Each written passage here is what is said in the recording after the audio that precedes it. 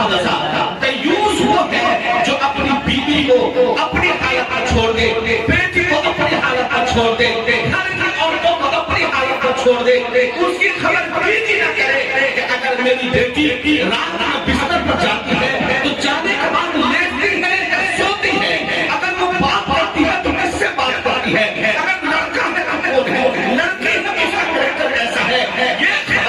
ये फिर उसके बाप आई है, उसके भाई आई है, तो हमें कहना पड़ता है कि नबी कायनात ने फरमाया कि वो दयूस है और दयूस को जन्नत की खुशबू भी नहीं। क्या आज हमारा शर्म नहीं लगता कि हमारी 16 साल की बच्चियां, 17 साल की बच्चियां जिसके दूध के दांत नहीं पीते, जिसकी शादी नहीं हुई है, वो हाथ में मोबाइल बांधी है और सर का आंचल, सर का दुपट्टा कमर में बंधा हुआ है और गांव के एक किनारे से लेकर दूसरे किनारे तक बात करते हुए चली जाती है और उसके बाप की हिम्मत नहीं है कि पूछे कि तुम्हारी तो शादी नहीं हुई, तुम किससे बात कर रही हो, उसके भाई को नहीं है कि तुम्हारे हाथ में मोबाइल, अगर तुम ट्यूशन ले रही हो, अगर तुम पढ़ रही हो, तुम्हारे ट्यूशन का वक्त कौन सा है, तुम्हारे पढ़ने का वक्त कौन सा है, आप उसका व्हाट्सएप चेक अगर आप नहीं कर रहे, अगर आप उसके नंबर को नहीं खिला रहे, कॉल से आप चेक नहीं कर रहे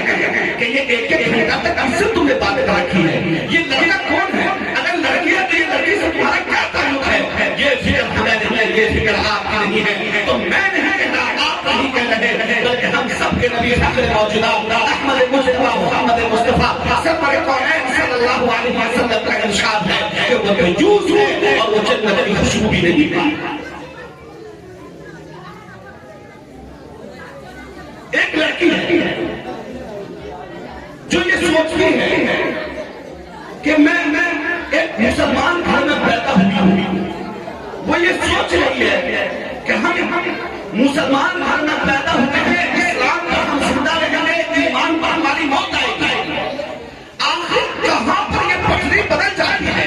कि वही लड़की जो पूरे हिजाब के साथ रह रही थी, वही लड़की जो पूरे जिस्म और ठाम पर रह रही थी, कौन सा जादू हुआ, कौन सा टोना हुआ कि उसके हाथ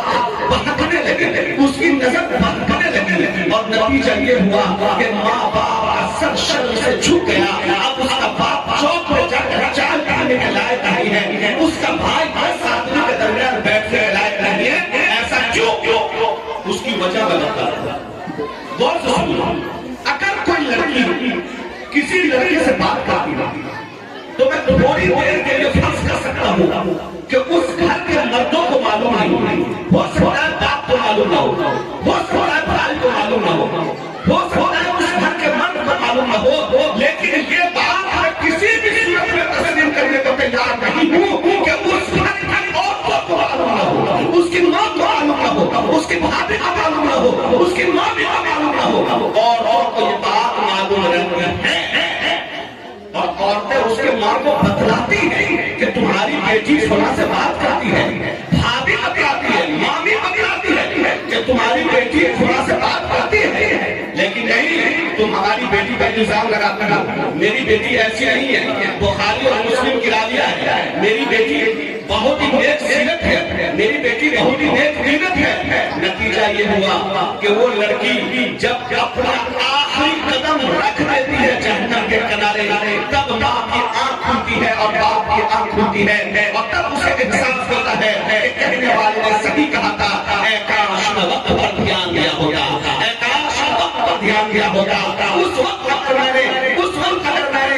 वक्त का इदराक कर लिया होता और हालात का इदराक कर लिया होता तो शायद हम इस शर्मसारी से बच जाते। इसलिए मेरा दूसरा पैगाम यह है कि अपने घर की लड़कियों पर खुसूसी तवज्जो दीजिए। कहने वाले मानते हैं कि अगर लड़कियां जवान हो जाएं तो माँ बाप के पास 4 आंखें होनी चाहिए, मुकम्मल तौर पर उसकी निगाह तेज होनी चाहिए। अगर आपने मजबूरी में अपने बच्चियों को मोबाइल रखा है तो उस मोबाइल की अगर निगरानी आप नहीं करेंगे उस मोबाइल को तोड़ दीजिए। हमारी बेटी जाहिल रहेगी ये गवारा है, लेकिन हमारी बेटी ज़िना जैसे काम मुलव्वस होगी ये गवारा नहीं। आज से 20 साल पहले 25 साल पहले हम जाहिल ही तो थे, क्या इतना ज़िना था? आज यूनिवर्सिटियां के दहलीज तय कर रही हैं, लेकिन क्या जिना को फरोग नहीं मिला? क्यों? इसलिए हम तरक्की माकूस कर रहे हैं, हम उल्टी तरक्की कर रहे हैं। अगर हम सीधी तरक्की करना चाहते हैं तो जरूरत इस बात की है कि आप अपने बच्चियों को दीनी तालीम और दीनी तरबियत का पुख्ता इंतजाम कीजिए। ये मेरी दो गुफ्तगू थी। उम्मीद है कि अल्लाह रब्बुल इज्जत आपसे पहले मुझे अमल करने की तौफीक अता फरमाएगा। वमा तौफीक़ी इल्ला बिल्लाह व आखिरु दअवाना अनिल हम्दुलिल्लाहि रब्बिल आलमीन।